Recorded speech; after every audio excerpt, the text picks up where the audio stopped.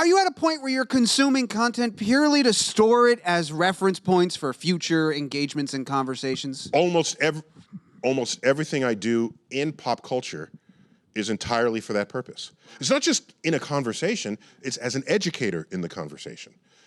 Okay, so I'm not just doing it to be the life of a party, I'm doing it so that I can communicate knowledge, wisdom, insight, science better, because we all are pop culture fluent. That's the definition of pop culture. That's what pop culture means. You know who Beyonce is, even if you never heard any of her songs. You've heard the name. You know, there's certain cultural commonalities. Yeah. And if I plug into those cultural commonalities, think of it as a scaffold. You walk in, we greet each other, and you walk in with a scaffold, and I take a look at that scaffold. I say, okay, now I take science, wisdom, insight, logical thinking, rational thinking, and I clad your scaffold with that content. And you will absorb it because I'm attaching it to something you already care about. Right. And then when we're done, you walk away, and now you've got stuff attached to something you care about, and ideally you'll never forget it. My best example of this is I was at home, some ended at 5:30, I'm channel surfing, and 5:45 comes around, is a football game that just ended. And I'm waiting for a movie to come on at 6, okay? Football game just ended, but it ended in a tie. So they gotta go into a 15-minute overtime. Okay, I'll fit that in. Watch an overtime in football, it can't be bad. So I'm watching it, and after the requisite exchange of possession before it becomes sudden death, we're in sudden death mode.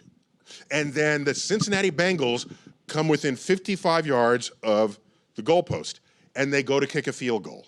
So they do, and they kick it, and the ball rotates up, and there it goes. And it hits the left upright, and it careens in for the win. And I said, whoa, wait a minute, let me check on that. So I made a quick calculation, and then I tweeted. The game-winning field goal in the Bengals, I forgot who they were playing the game, was aided by a 1/3 of an inch deflection to the right, brought upon by Earth's rotation.